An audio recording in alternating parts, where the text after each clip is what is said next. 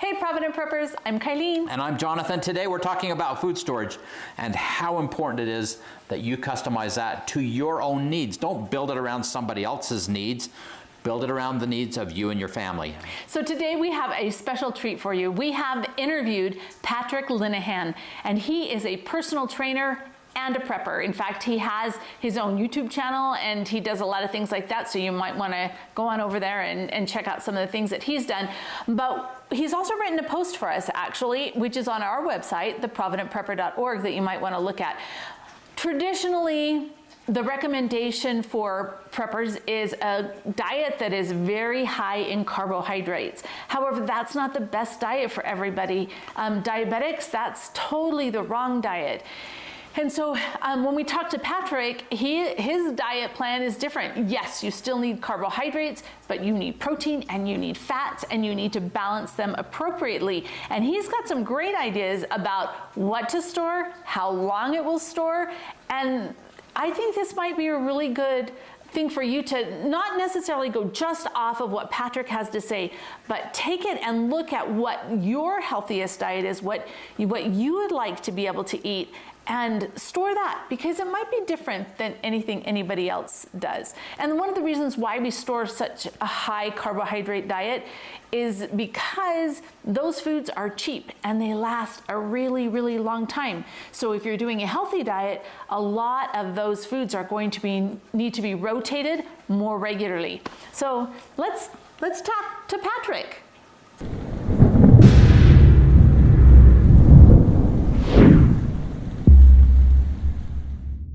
Hey, Provident Preppers, we are excited today to have Patrick Linehan with us. Patrick is all things nutrition and fitness.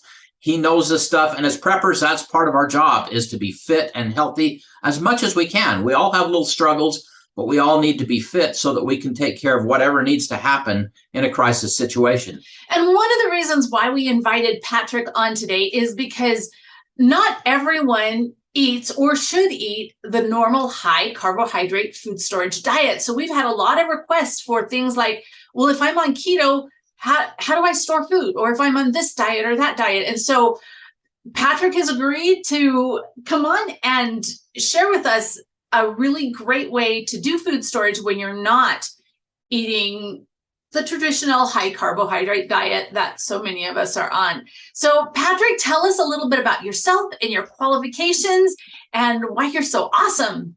Well, I don't know about that. That's you guys set a high standard for me to try to meet there, but I am a licensed strength and conditioning coach, sports nutritionist, certified youth nutrition specialist, and just a foodie in general. I love food. I mean, anything food. So that's my passion, is food. And I mean, I've helped everyone from Olympic athletes, professional athletes, all the way to obese people. My main, like I said, I am a licensed strength and conditioning coach, but my main focus is nutrition, and more specifically, customized nutrition. Everything I do is very customized for the individual client, because there's just so many variables that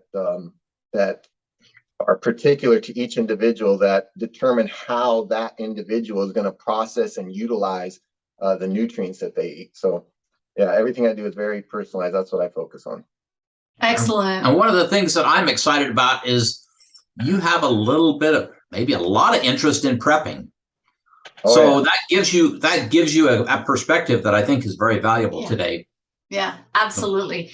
So Patrick, if you could sum up if you could put a label on what you think the healthy diet is, what would it be? Oh, as far as a label, like a title, I often laugh at the titles that they come up with for some of these diets, because you have the paleo diets, things like that, that they it's all marketing, right? These labels that they put on diets that are it's like, oh, you mean eat natural raw foods? Yeah, that's kind of what we were supposed to do from day one, but they slap this new title on it and sell millions of copies. So but generally speaking, you want high fiber carbohydrates. Carbohydrates are not the enemy. Carbohydrates should not be run away from. They've been vilified oftentimes in the fitness and diet community, but carbohydrates are a necessity. It's just what type of carbohydrates you eat, what you eat them with, and what times of day you eat them, things like that that play a significant role. But fiber-rich carbohydrates, lean proteins, and healthy fats. I mean, those are your three main areas. Those are the macronutrients they're called. And there's micronutrients, vitamins, and minerals, but that you need to focus on as well. But if you're getting the right sources of those three main categories, the vitamins and minerals kind of tend to take care of themselves. Okay, so I know when we had talked before, you had talked about how the diet actually changes. It's very specific to the person, right? Yeah. And so we've got 3 examples for you. Okay, we'll start with me because I'm the biggest problem child, right? I am in my late 50s. I have MS, so I cannot eat anything that's a preservative. I can't have caffeine. I can't have artificial sweeteners. I can't have sugar. I can't have rice. I can't have potatoes.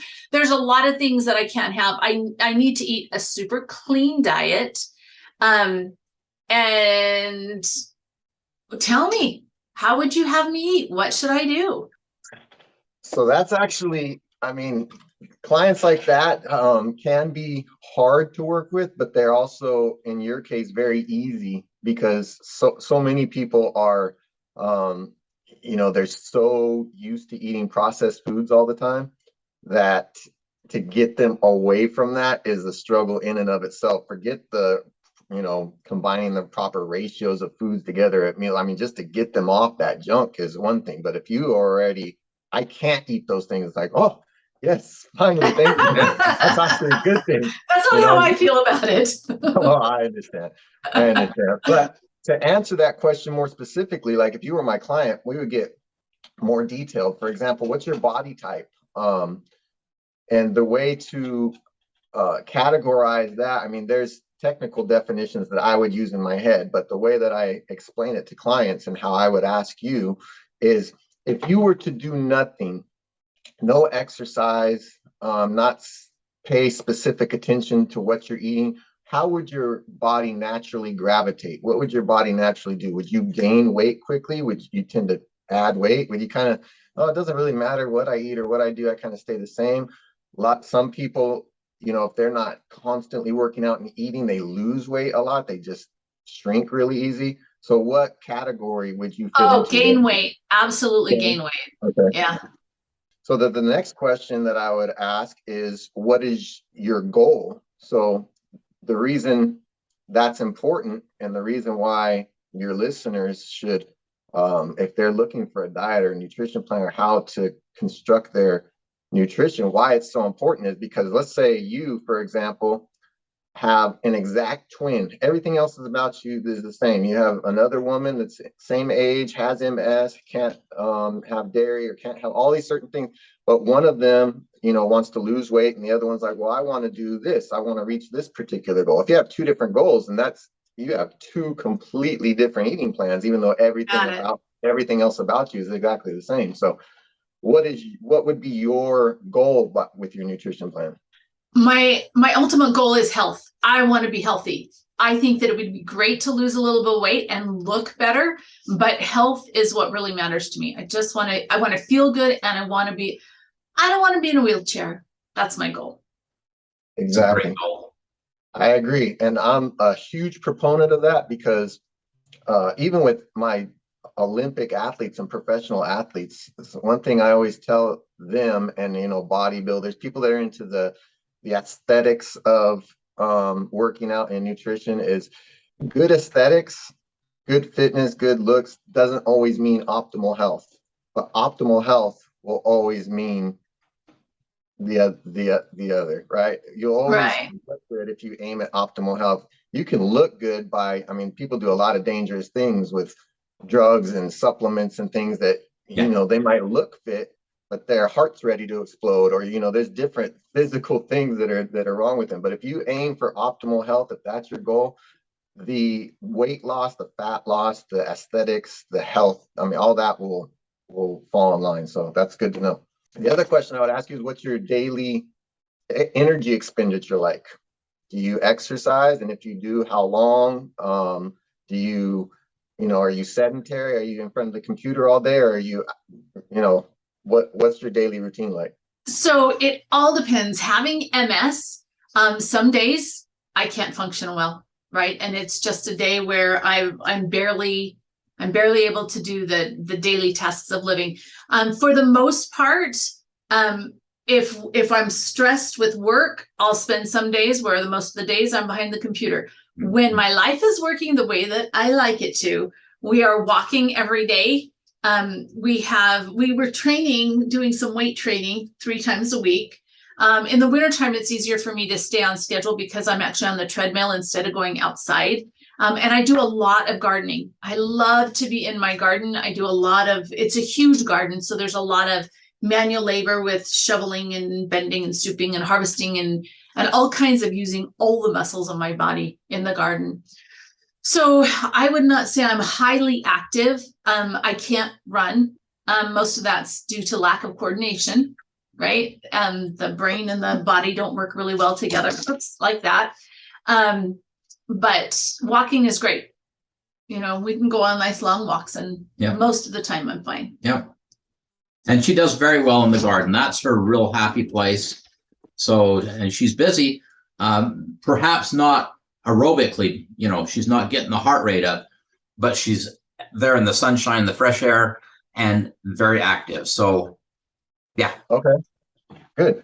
And that's, again, for you and for your listeners, how you can see how extremely important that is, because again, just that one variable in and of itself, let's say, like, again, you have a twin, everything about you is exactly the same, but one of you is very active all day and one of you not so much. You can see just that one variable, how drastically that would affect your nutritional requirements. Right. So it's very important. So anybody that tries to suggest a diet or a nutritional intake plan for anybody without asking these questions, I mean, you can see why so many diets fail, right?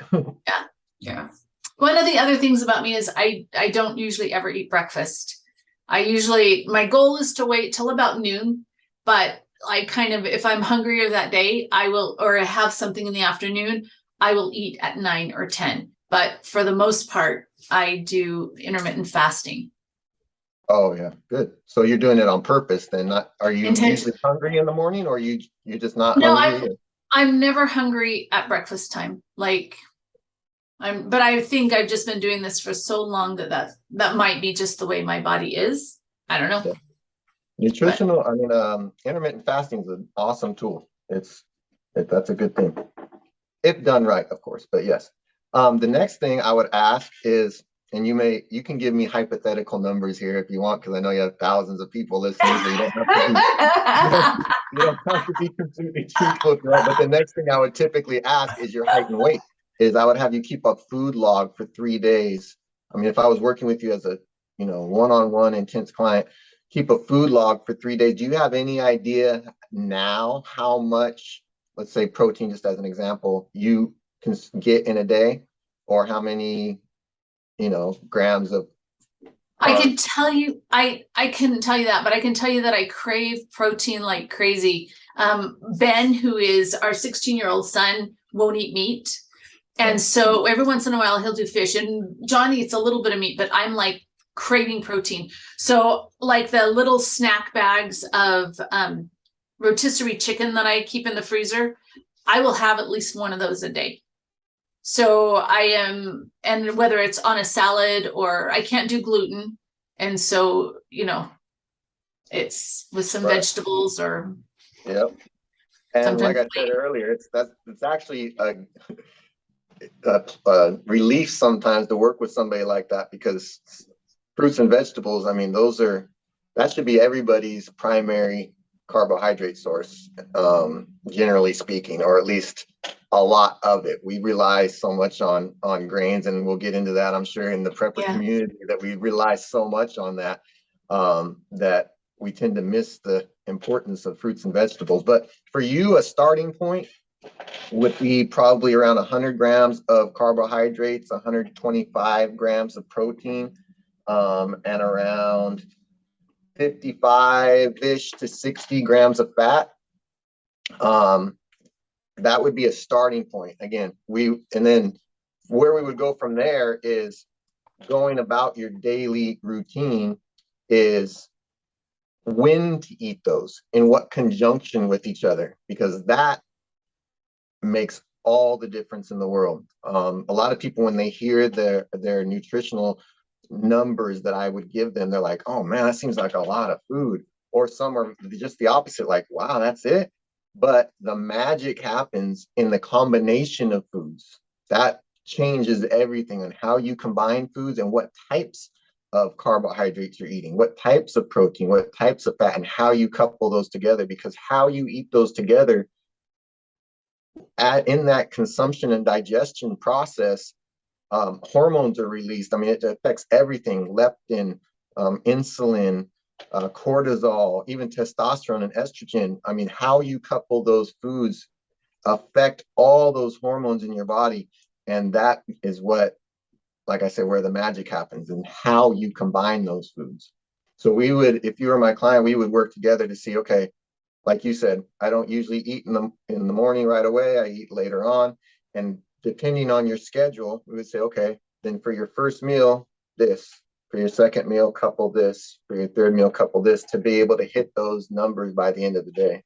Again, for you, the carbohydrate sources would be primarily fruits and vegetables. The protein sources, I'm sorry, did you say you don't eat meat? Oh, no, do. I eat meat. Ben, Okay. our 16-year-old doesn't eat meat. Gotcha. So your protein. So family meals are challenging. Yeah. So your protein intake would be pretty easy. I mean, you could supplement if it seemed like a lot and it was like, man, I don't think I can eat that much. You could supplement with, protein supplements. The fats would be probably fairly easy, especially if you're eating meat, depending on what cuts of meat that when you're cooking with oils and things like that, that adds up really fast. So let's talk a little bit before we move on to Jonathan about food storage for me, right? So if I'm looking at being able to store the right foods so that I'm okay. Now, I haven't been able to find a protein powder yet that didn't have something in it I can't have. So I just have to be really careful that way. But I would be storing freeze-dried meats, canned meats. Would TVP be a good protein, or is it just, it's all soy-based? A lot of people recommend soy for a vegetarian source of protein. But I don't want to miss the forest through the trees here. Soy can be, but soy is also a very highly abused crop. Very highly abused crop. I mean, it's made in such abundance that everything is so chemically treated and GMO laced that it can cause problems. So, I mean, depending on the source, yeah, it can be a good. Okay. Potentially. Potentially. I wouldn't overdo it, depending on, again, the hormone levels is what affects so much in our fitness, our weight loss, our mental ability, our cognitive, I mean, everything. So another problem with soy is that an overconsumption of it can really affect estrogen levels in both men and women. So men, I tend to shy away from it, not completely, but men especially need to be very careful of it because it can really spike estrogen levels. So then back to my food storage. Canned meats, which can store for 5 to 7 years, freeze-dried meats for up to 25, and that's pretty much my concentrated protein, right? You'll get additional trace amounts from your vegetables also, but those are your primary protein sources. Mm-hmm. Okay. Eggs also, I know you guys have the homesteaders as well, so yeah, eggs is another source of protein. Okay, we probably should bring that up right now. And that is that when you're on this kind of a diet, there's nothing better that you can do than to be growing your own garden with your fresh fruits and vegetables and having chickens, because eggs are a great source of protein and fat. And a lot of times in a survival diet, that's what we're missing. So I don't kill my chickens. I can't do it. I just can't. And so, but the eggs are a fabulous source for us. And we can just continually have that source of food. So Absolutely. Yeah. okay. And when And we're then, talking about food storage, you know, I'm a big proponent of food storage. I probably have more food storage than most. But I'm also a huge proponent of what you're saying. You have to have a resupply plan. You know, to produce is far better than storing and consuming. You gotta produce. So yes, chickens, eggs. If you have animals that you actually can kill, then I know. And one of the things that we do with our freezer dryer, we talked to you a little bit about how fantastic freeze drying is, and that's not a possibility for everyone. But we, when our chickens are producing a lot, we freeze dry the extra eggs, and we freeze dry those raw. We just blend them just slightly so that the whites and the yolks are mixed, and then we freeze dry them. And when you reconstitute them, like, you cannot tell the difference. They have about a 10-year sort of shelf life because they are kind of high in fat. But what a great thing to have in your food storage. And then in addition to that, we have lots of freeze-dried fruits and vegetables. We have some dehydrated fruits and vegetables, and then we have some canned. Canned is lower on my list. I think they're just not as nutritious. But we have the home bottled stuff, and I think that's better than the store processed. I don't know. Yeah, I think so. But we do have a lot of that, and we have a lot that we put in our freezer too. We put some of our food storage in our freezer, recognizing that it's vulnerable. But we've like taken the steps frozen to back that up, berries, so. and you've got like kale and all kinds of different stuff like that. So when I'm looking at a food storage plan for me personally, that's kind of what it would look like. Am I correct? yeah, that's awesome. Actually, in fact, I've been meaning to do freeze-dried eggs myself, and I'm scared because I've seen the horror stories of them exploding in the machine. So I haven't done it yet. But No, so the only thing you have to do with that, when you blend them together, don't blend them on a high, just barely do it on low, and do it just till they're barely mixed. Otherwise they get this like real foamy, airy thing, and you don't want that. okay. So and that's the trick, but they turn out incredibly well. Yeah. Incredibly well.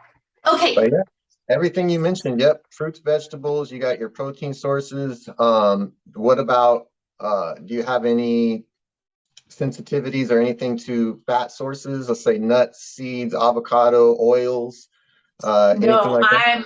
I'm blessed there. So nuts are great. They just have a shorter shelf life, right? So we have to kind of Rotate through them. Meh. But that's okay, because when that's something we're eating all the time, it's okay to rotate through it, right? And we planted nut trees in our property, so yeah, we have almonds. We will and have the ability to harvest and hazelnuts and refresh our supplies. Yeah. Nice. Very so nice. Do we kind of have that covered then? Yep. Okay. So now on to Johnny. Now you got to answer all the questions faster than I did. Okay. All right. Here we go. So just a little bit about me. I'm very, very big into fruits, vegetables, nuts, seeds.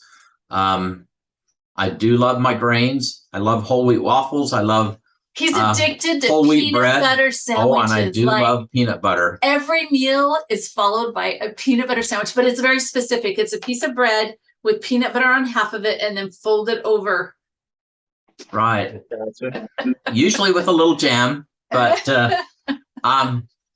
anyway, so yeah, I do try and eat healthfully. I do like fish, as Mama mentioned, but I try and only do that maybe once or twice a week, just because I'm concerned about the buildup of some of the toxins that can be in fish, depending on how they're raised and how old they are. But so yeah. And he eats very little meat. Yeah. Can I address the toxins in the fish thing real quick? Yes, please do.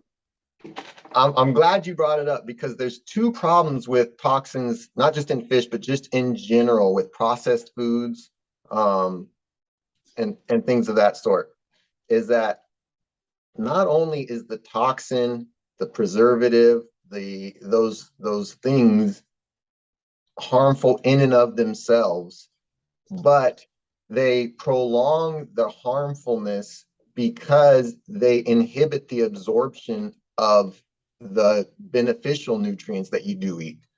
For example, I mean, this is why I'm a big proponent of treat meals and not cheat days like you hear on most diets, because the problem is when you eat a lot of processed foods or a lot of high fatty, ultra processed fats foods, like what we would consider junk food, is not only is there the negative effect of the consumption of that food itself, but those chemicals and that stuff that takes a long time to digest and get through your intestines and clear out of your body is inhibiting the absorption of the beneficial and nutrient dense foods that you eat after that.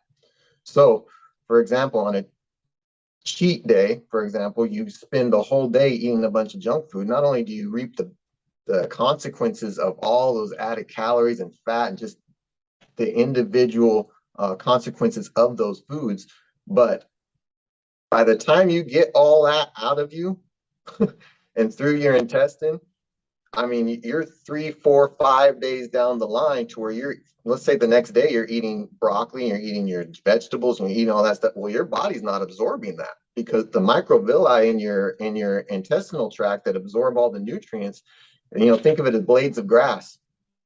All that, those blades of grass where food passes through, and that's what absorbs all your nutrients. When you gunk it down, it's like pouring a bucket of oil on a lawn.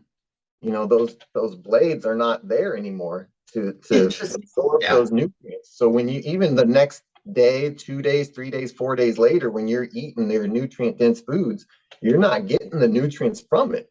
So you have the added consequences for days to come. And then that's why diets with cheat days do so horribly, because you spend one day on a cheat, you think, oh, it's one day, I deserve a cheat, right? And then you spend the next 5 days not Suffering. getting the nutrients from those. So it's just a constant cycle. By the time you get it cleared out, you're at your next cheat day already, right?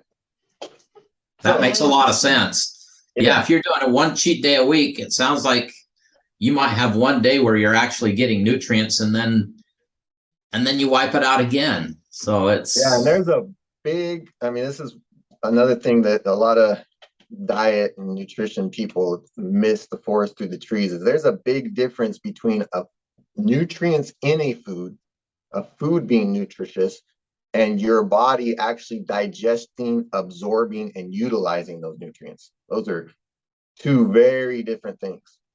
Went down a rabbit hole there a little bit, sorry. That's okay. That's okay. I think it's important information. We need to understand that, especially as we're looking at really challenging times, and we've got to go into this with our bodies as healthy as they can be, because we can't afford to have all the other, I mean, another pandemic, right? We can't afford to not be healthy enough to make it through things like that. So yeah, I mean, just any health issues are going to exacerbate any potential catastrophe that we face. I mean, it just makes it that much more difficult when you don't have the health to be able to face it. Your body type, kind of like I asked Kylene, if you did nothing, what would your body naturally gravitate towards? What would it do? Probably would tend to gain just a little. Okay. I at one point was 20 pounds heavier than I am now. And so it takes some work for me and of course, at that point in time, I wasn't as concerned about diet. I kind of ate whatever. And if we ate out, and if I wanted to go to McDonald's for lunch or whatever, it wasn't as big a deal. And then I,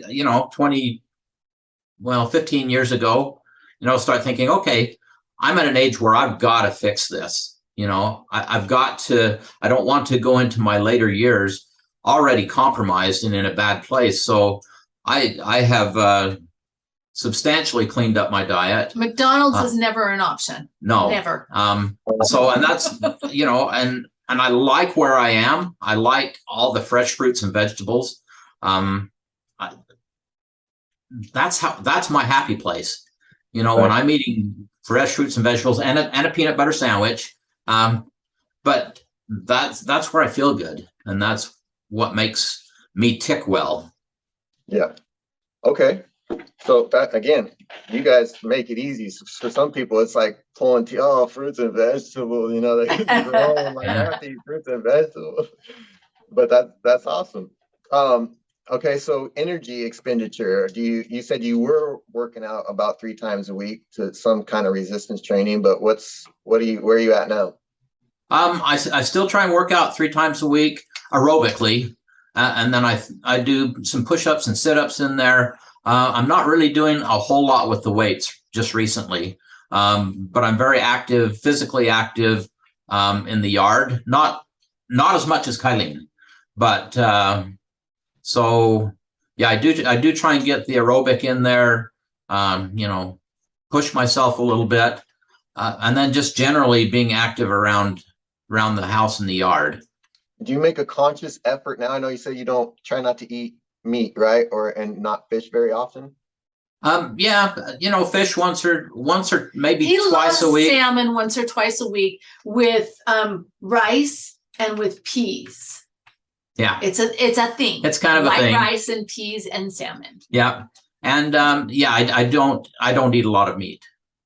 Okay. Do you make any other conscious efforts to get protein sources? Do you have other protein sources that you know of? Nuts. Nuts. Well, fat. Nuts and seeds. And I do enjoy beans, dry beans. Lots Pinto of beans, beans. white beans, Every black beans. single day. If I could, yeah, I love beans.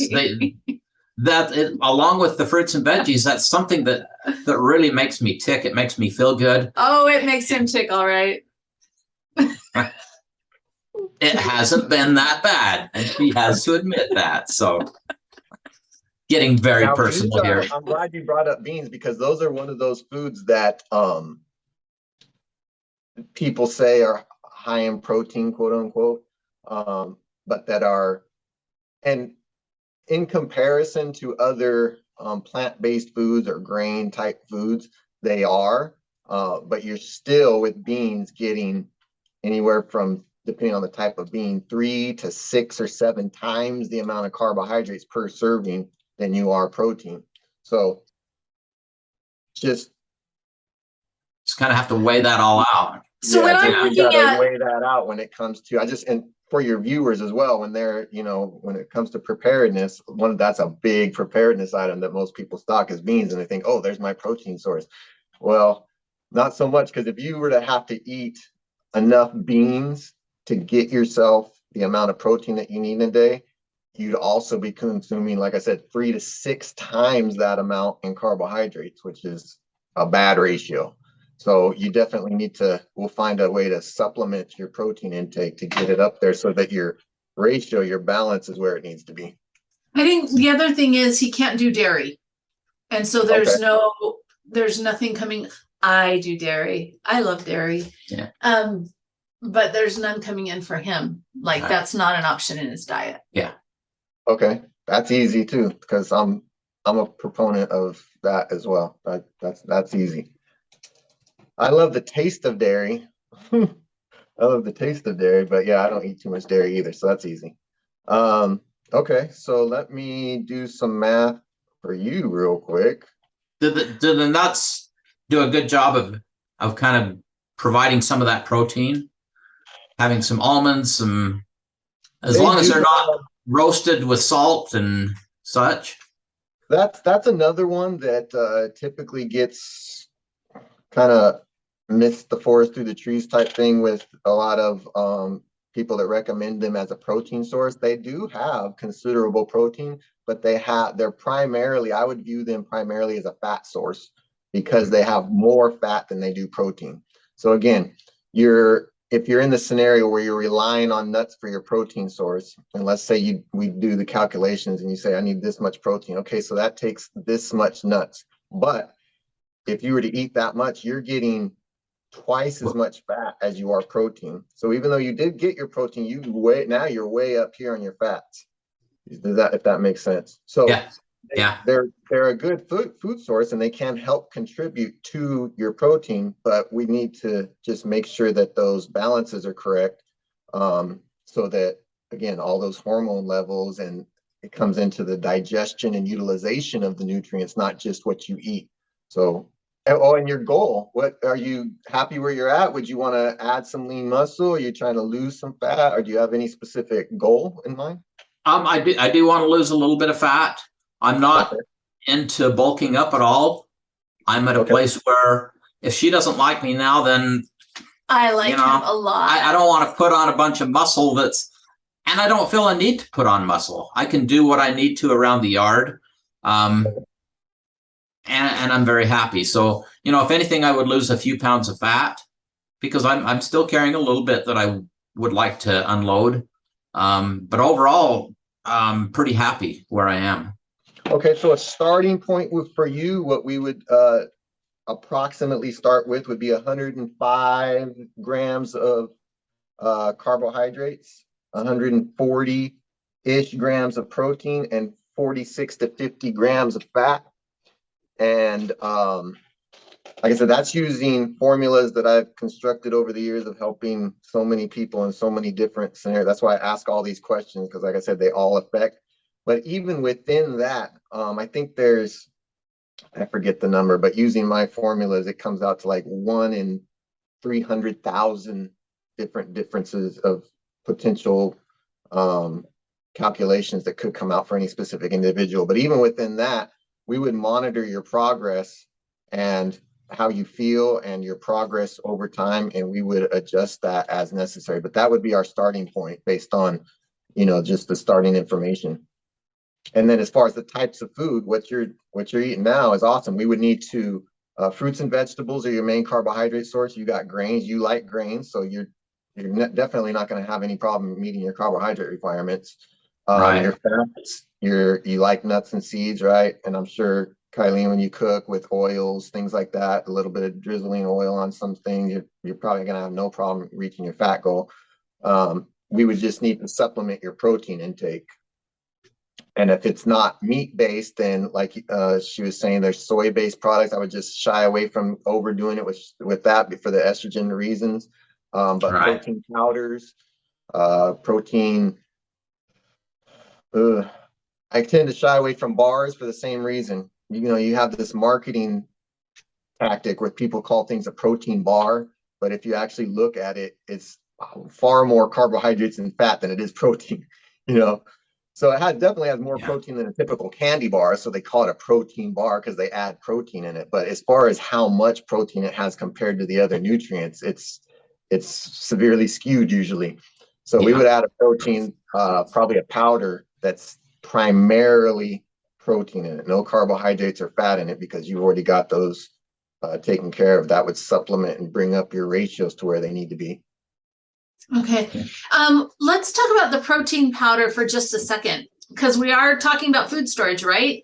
Right. If you were using a protein powder on a regular basis, do you know what the actual shelf life is? I assume because proteins denature in foods or in storage, right?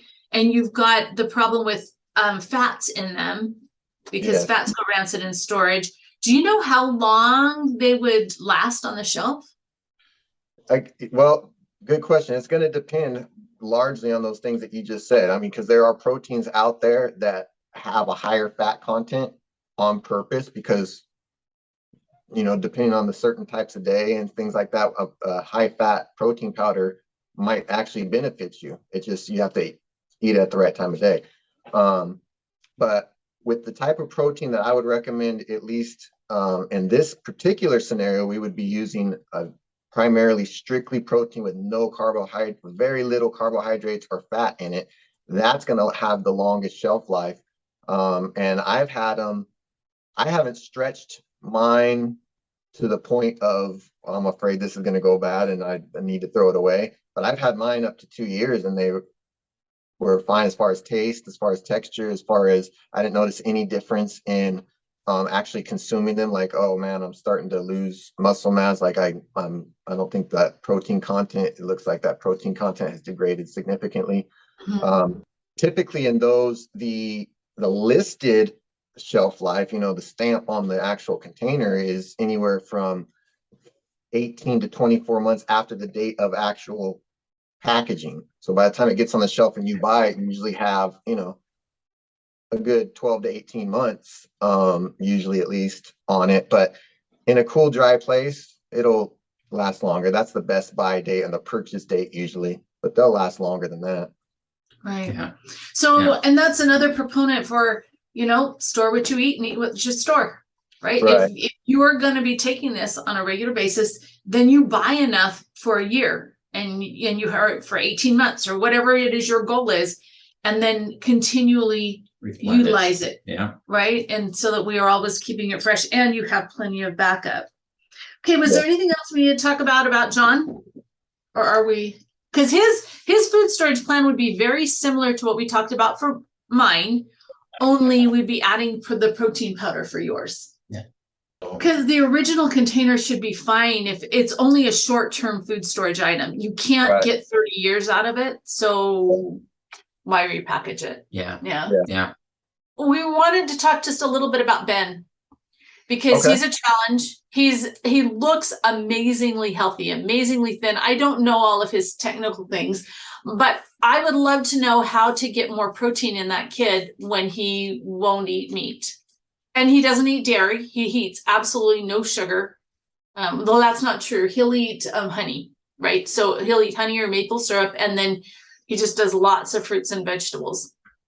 Yeah. So but it's interesting because suddenly, you know, he's starting to notice that now that he's working and going to school, he doesn't have enough oomph to make it through the day. I think it's just interesting. So for a while he was fine, and now you can tell, man, some protein for that kid would be really helpful.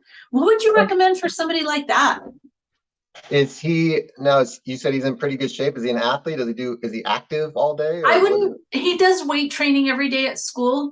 Other than that, I wouldn't say he's an athlete. He doesn't, well, he loves Frisbee. Like him and his friends will go out and play football or play Frisbee. They're way into Frisbee, but he doesn't participate in any of the high school sports. Okay. So, but he's pretty fit. He is very fit. Very fit. He doesn't, does he enjoy, edamame, soybeans, tofu, any protein source other than eggs? I think he'd probably totally eat tofu. I think he would. It means I have to cook it. So no eggs though? No, he won't do the eggs either? He will do a little bit. Eggs, yeah. Just very little bit. Okay. And smoothies? He will absolutely do smoothies. He'll drink, as long as I promise him I didn't put any sugar in it or anything, he's not like any dairy, he'll drink it. Okay. So yeah, we definitely do smoothies. So yeah, a big handful of fresh spinach in that smoothie. Spinach is a good one that not only does it add, I mean, it's nominal protein because you'd have to use pounds of it to get tons of protein, but it will add some. And the flavor in a smoothie, you can't even taste it. You know, tossing in a protein powder in there. And I know you shop at, you mentioned Costco earlier. They have collagen now that will add protein. It has virtually no flavor. If flavor becomes an issue with him, I mean, if he's picky, I don't know, but then the collagen is another way without adding the flavor. Collagen is animal based though, right? Oh yes, you're right. You said no animal based for him, right? He's just, yeah. Okay. Which is fine. We all make our own choices, right? And so I try and be really respectful of, I'll just cook him what it is that he feels comfortable eating. So, but like the protein powders, I think we have some that it's a vegetarian one, but then a lot of them add sugar. Like why? Why do you do this? Yeah, there's several plant-based ones that I mean, I don't know if you want me to say their names now. They're not paying you to advertise, but you can totally say them if you want. Yeah. There's Garden of Life is a good brand that has a protein that's just very nominal ingredients with anything else as far as it's very low carbohydrate and low fat. And most of the protein sources in there are actually come from sprouted grains, not just, so it's very easy on the digestive tract. It's very bioavailable. It's utilized in the body very easily. Pea protein is another one that's typically low in fat and carbohydrates. So that would only come into effect if you're being very specific on your nutrient balance and hormonal balance and stuff like that. So that's another one. Any brand really, except when you get into, you just got to be careful, obviously, of the different flavorings and stuff they put in there. Once they start adding all that stuff, then it changes things. But you can get an organic, just basic pea protein, and it's very flavorless. So for picky people, it does good in smoothies. So when we were talking about food storage, right, and what we can store. So we were talking about pea protein. Is that just grinding peas into a flour, or do they do something else to that? They extract, there's a process that extracts specifically the protein from that. I'm not very well versed on how that machinery or what it does. And that's okay. Yeah. And that's okay. So, okay. Because I was wondering if storing peas, because peas can be 30 years, right? Dried peas, they can have a really long shelf life. And if that had more protein in it. Anyway, okay. Yep. You can definitely grind those even into a powder. The difference is that you're going to get that flavor with the whole protein. But if the person doesn't mind, why don't you run down food storage wise what you would store for proteins in your food storage? For me personally, my protein consists of, we have freezers where we rotate through. That's our first line of defense for protein. We have freezers where we rotate through the meat in those freezers, and we're constantly restocking it. And then we freeze dry lots of meats. That is more long-term, obviously. We have some canned, store-bought canned, which will last, 3 to 5 years probably. And then the protein powders, we have that for about 2 years worth of that, that we rotate through. So the freeze dried is more long-term, pretty much the freezer, the cans, even to the cans to a certain degree, and the protein powder is all we rotate through. Okay. And just so that I can put this out there, our local food bank will take canned meats 5 years past the best if used by date, or best if used by date. Oh, wow. So it goes to show that they do have a longer shelf life. You always want to use them fresher, right? I'm not saying keep them on the shelf that long, but in case you find that can in the back of your cupboard. Yeah. There's a good chance that it's still good. The freeze-dried meat that we talked about earlier, the shelf life will obviously be altered somewhat by how much the fat content of it. Different meats are going to have different, depending on how much fat is in there. But there's ways around that, like we were talking about earlier, is rinsing it and stuff before freeze drying it to extend that life a little bit. Yeah. And freeze dried meat, we talked about this just a little bit, but wow, is it just so good, because the quality once it's rehydrated is so similar to the original, the texture, and it really is good. Yeah. Okay. So now what do you think about food storage, shelf-stable fats? What would you store for shelf-stable fats? That's probably definitely the most difficult one, just because of things becoming rancid. All of our fats, I think, we rotate through. So we have about 15 to 18 months worth of oils that we rotate through. Freeze drying is typically doesn't work well with things like, avocado or high fat foods. But nuts and seeds, like we were talking about earlier, will usually last far beyond their listed shelf life. And if you're going to rotate through them anyway, that's another one. Avocado, things like that. But again, not shelf stable. But like we were saying earlier, which is in the preparedness community, just as, if not maybe more important than shelf-stable storing foods, is actually producing those foods. So if you have plants and trees and things like that, throw an avocado one in there. That's a good healthy fat. Or nut trees, like you said, you have. And those eggs. Eggs are a good source of fat that you can produce. And that's, exactly. I know. And they will actually freeze dry. Yes. Right. Yes. Yeah. Right. And you can have, okay, you also can store dried eggs. You can buy them.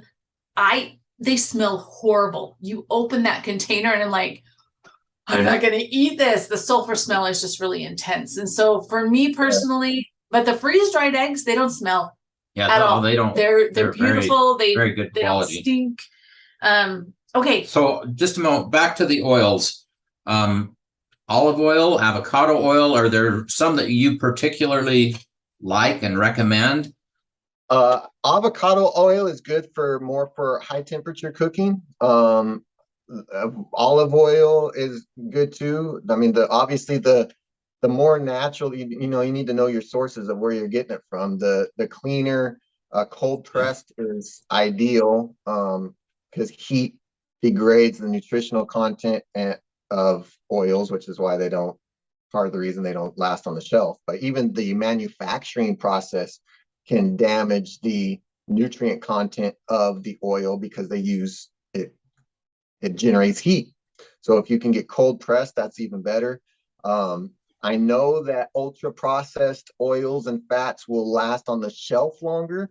Things like Crisco and those ultra processed oils, but not only are they not healthy, but then we go back to the issue I was telling you about earlier, as far as the difference between consuming something and actually absorbing and utilizing nutrients. So you can say, oh, I got plenty of fats, Crisco, this will last forever on the shelf.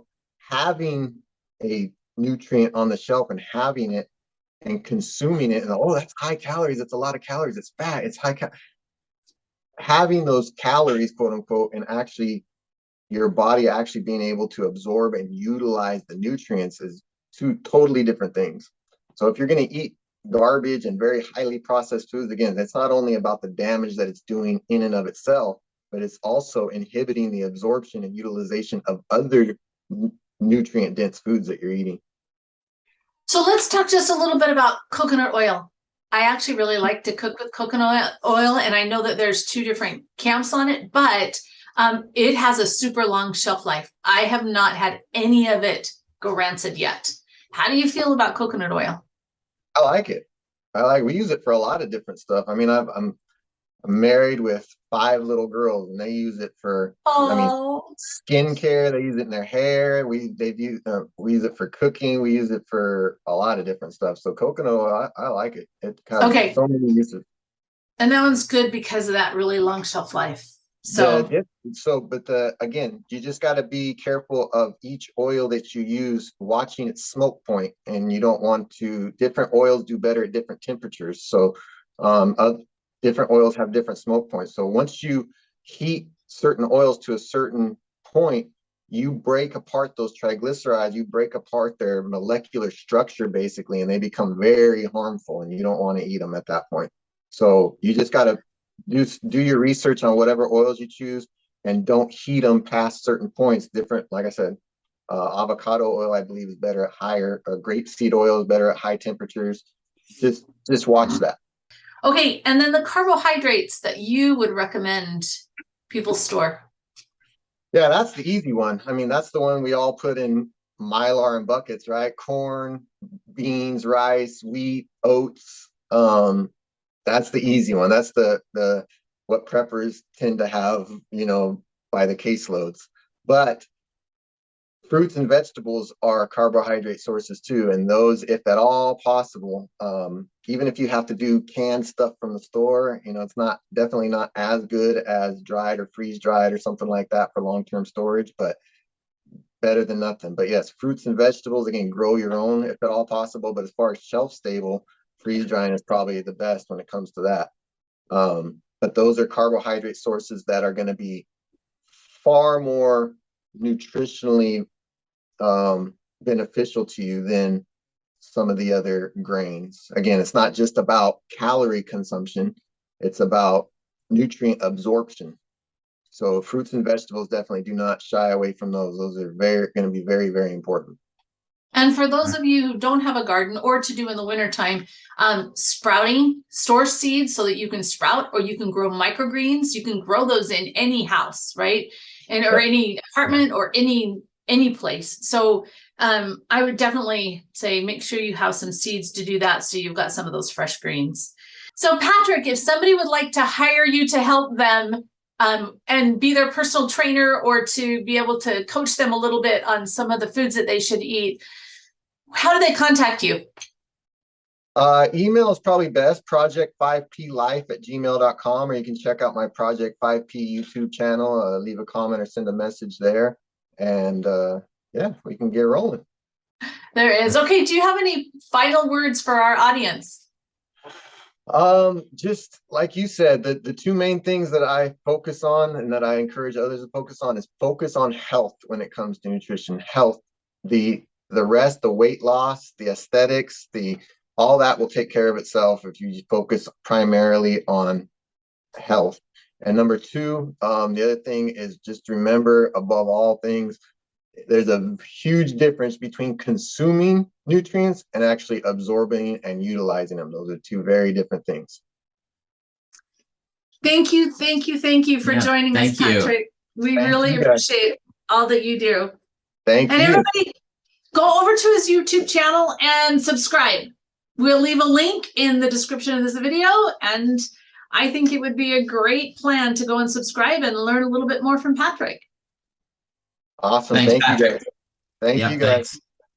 Well, there you have it, and we want to thank Patrick for sharing this information with us. And if you would like to have Patrick as your own personal trainer, we'll leave his contact information in the description of this video. But for the question of the day, what is your ideal diet? And what are you doing to make sure that you have the foods that you can eat stored in your food storage? Comment below. And thanks for being part of the solution.